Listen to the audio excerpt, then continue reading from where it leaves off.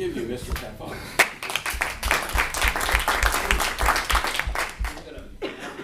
So I started doing video about 3 months ago, and this is a tool that I've had for a number of years, but never put it in a video format. So what I'm going to show you guys today is when I'm talking to a client, whether it's buying a home or doing right now, we're doing a lot of refinances for people, some tools that I utilize to show people the numbers, because the numbers always speak to themselves when you're talking about finance. It's not about how bad I want them to do the mortgage. I don't sell that way, don't advise people that way. The numbers speak for themselves. So I'm going to walk us through a quick little demonstration if somebody was to do a refinance, what I would show them, okay? You've seen me show these green bar charts, the red bar charts. Those aren't my Christmas lights. Those are just the way the bond's performing. Today's actually up 6%. But I'm going to go into a little tool here. It says refinance. So we're going to build this real quickly. So you see actually what I do. So I go to state, not Oklahoma, but Oregon. We'll say Multnomah or Washington County, whichever comes up first. Scroll down a little bit. We'll say the house originally was $500,000. Taxes could be less than that, but it auto-populated for us. Homeowner's insurance is probably not $146, probably more like $75. And we'll say that they bought this house back in 2017. And scroll down. They bought it in the month of February. Gives us an estimate what the house would be worth now. Go over here to the second page. We'll say the original loan amount, they put 20% down, so that would have been $100,000. So the original loan amount was $400,000. It's a 30-year fixed. And back then, let's just say rates were 4.875. Continue. So that's their base model when they did the loan. Everybody follow me? Mm-hmm. Right? So new loan, we'll just call this a 30-year, and we'll say that because they've been paying on it, it's calculating, it may not be this, we would order a credit report and a payoff statement and get the number, but let's just use this number, 384. And we're going to continue with a 30-year fix, but now let's say like a couple weeks ago when the rates were really humming, rates were 3.5. 0 points. Points would be a fee that I would charge the client to obtain that rate. Just like when I met Raymond, he was getting charged $1,000 to get rates. He would charge a quarter point. There's no fee calibrated. I mean, we can do that, but I normally don't ever charge a fee to a client. And closing costs typically around $4,700 for a loan like this. Caliber charges a fee of $1,295. Appraisals are $750 an hour up to $2,000, and the balance is usually title fees. Title fees are very expensive when you do a refinance on a home. The reason being, you don't have a seller to split some of those costs with. You're doing it by yourself, solo. So I'm going to add this loan. Now we've added it. Good work there, it does. Now let's go up here and do one more, just for grins, to a 25-year. Surprisingly, the rates are about the same. And we'll put the closing costs back in here, $4,700. And let's just for grins add one more to a 15-year term.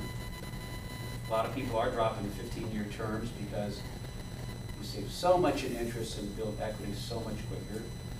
You need to go back and modify that last one. I made a mistake. 15-year term, I didn't change the months, so it's going to be wrong in the calculation.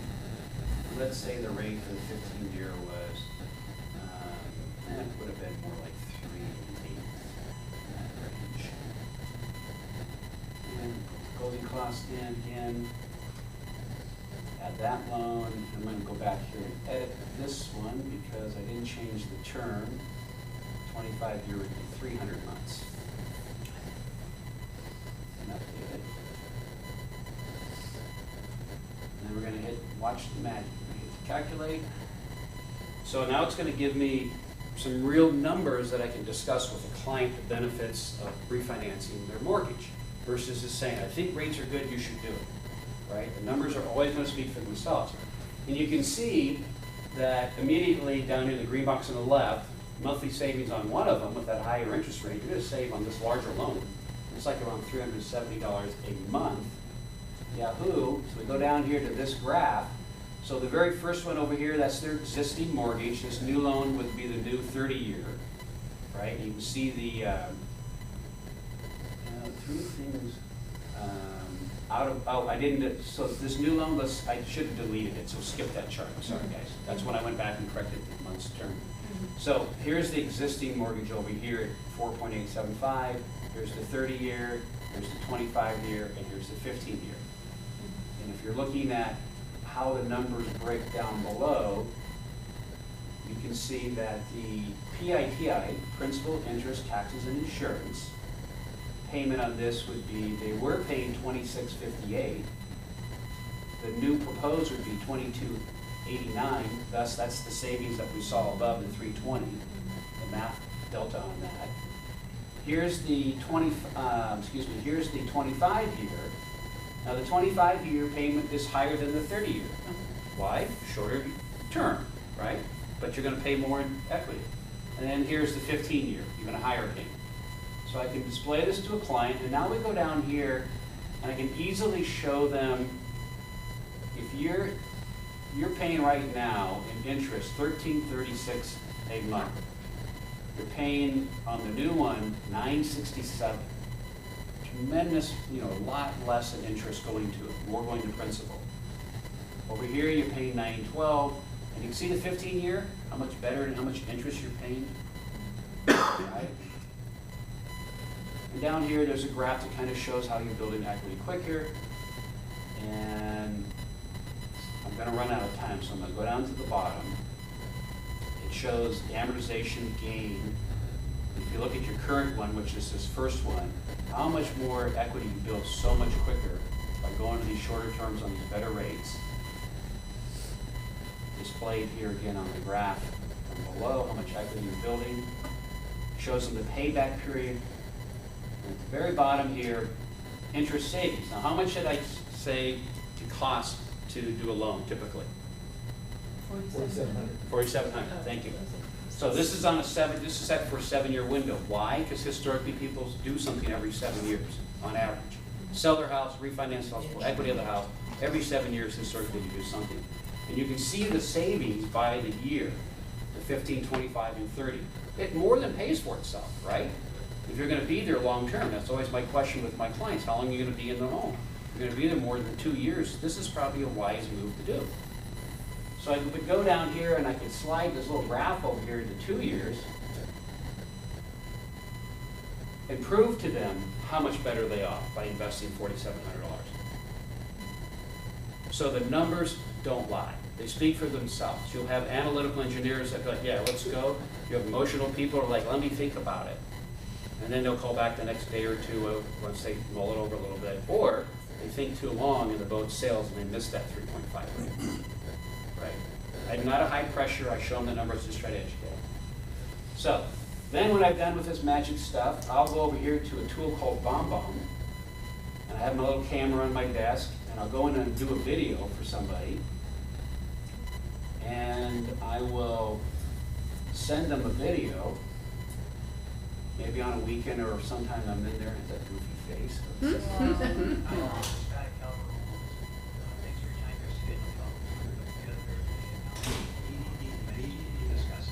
So let me minimize the screen.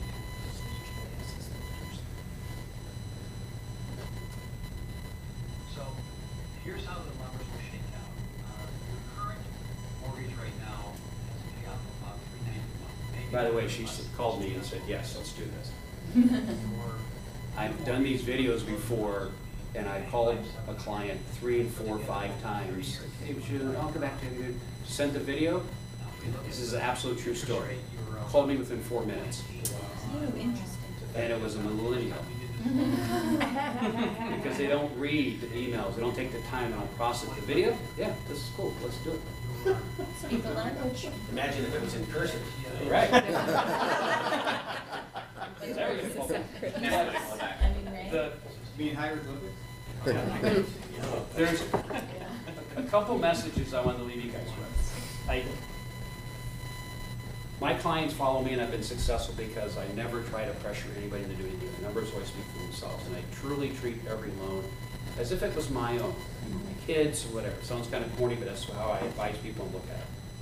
But more importantly, I wanted to introduce you some of the things, you know, I look at those videos like, oh my God, Father Time has showed up. You know, there he is. And, but you are who you are. But you have to adapt to your market, and you always have to be creating value. Money will always follow value, right? So if you're not creating enough value, you're not gonna, you know, you're not gonna get clients. And so how do I differentiate myself amongst a lot of other loan officers out there? Or how do I stay current with a lot of younger loan officers out there? You gotta get engaged in video. So I have a couple different little pod lights in my office. I have a little camera that's on top of my monitor. I just started doing this 3 months ago. And I drive my business through being current with the way things are in the marketplace, even though I'm an old dog. So the message I want to give you guys, I mean, this is just my business, but take video incorporated in your business when you're trying to send a message to somebody, because it will resonate with them so much quicker, so much deeper. I mean, even not just millennials, we tease them all the time, but people are always on the phones and boop, they click it and their message is there versus